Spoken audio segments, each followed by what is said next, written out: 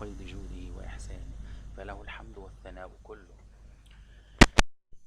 والنظير فلا تحيط به الأفهام ولا تدركه الأبصار ولا يغيره الملون ولا ينهض لمحاكاة بيانه بيان، لا تنفد ولا ينكر حجته على خلقه إلا من كفر وألحد.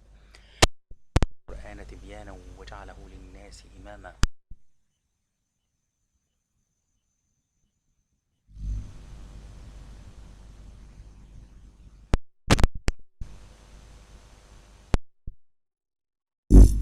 لم يملك الأعداء إذ سمعوه إلا أن شهدوا له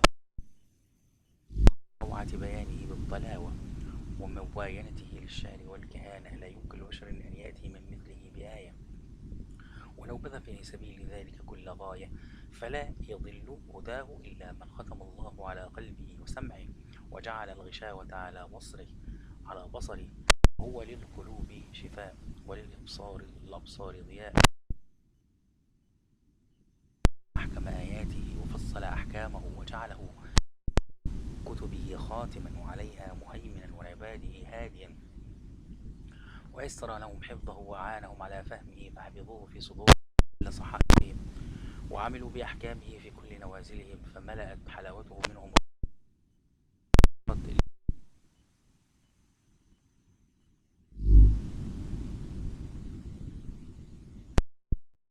كان شملهم بالرحمة والغفران وبشرهم بنعيم الجنان.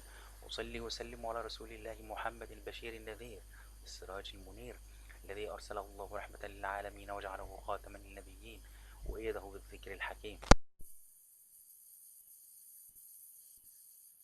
المنافقين فحمل الحق لواء ما أرفعه وأزهق باطلا طال مرتعه، وبين لأمة القرآن بيانا ما أنصعه. قال تعالى: وأن ذكر لتبين للناس ما نزل إليهم ولعلهم. ثم عاد بأمانة التبليغ من بعده إلى أصحابه فقال: نضر الله امرئ سمع منا حديثا فحفظه حتى يبلغه، فرب حامل فقه إلى من رب حامل فقه ليس بفقيه، فأدوها إلى تابعيهم، ولم يزل الأمر على تلك الحال حتى قيض الله لهم من فحول العلماء من دون سنته من دون، إذ هي شرح كتاب الله وتبين من أحكامه. قال تعالى: وما آتاكم الرسول فخذوه وما نهاكم عنه فانتهوا، فمن أنكر سنته فقد خاب وخسر.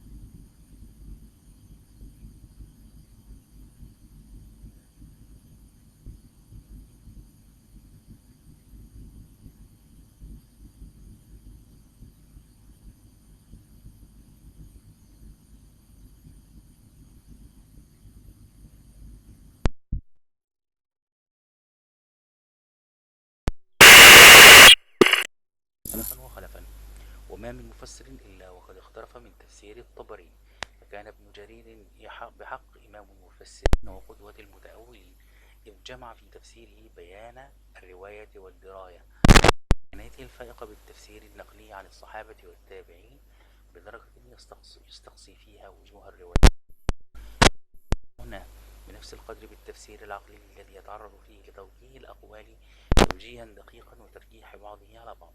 وأيضا فإن ابن جرير يهتم بالإعراب اهتمام الحزاق باختلاف وجوه إعراب آي القرآن واختلاف وجوه تأويله. وقد أخذ الطبري النحو عن شيوخ مدرستي البصرة والكوفة حتى صار من أفراد النحاة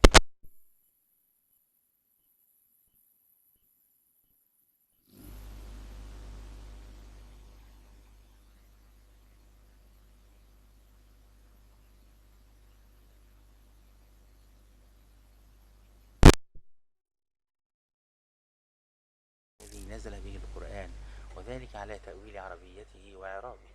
لا يوصل إلى علم ذلك إلا من قبلهم، ولا يوصل إلى علم ذلك إلا من ثم. وحولة الطبري أيضا في تركيبا ودلالة، فمن اطلع على تفسيره وقف على تبيينه المعاني وغريبها واستشهاده بأشعار العرب في الجاهلية والإسلام، يعتقد قطع لهذا العلم ولم يطلب غيره، بعد الرغم من نقله عن الفراء معاني القرآن وأبي عبيدة في مجاز القرآن إلا أنه كثيرا ما يخطئهما ويرد عليهما ويذكر خلاف ما قال،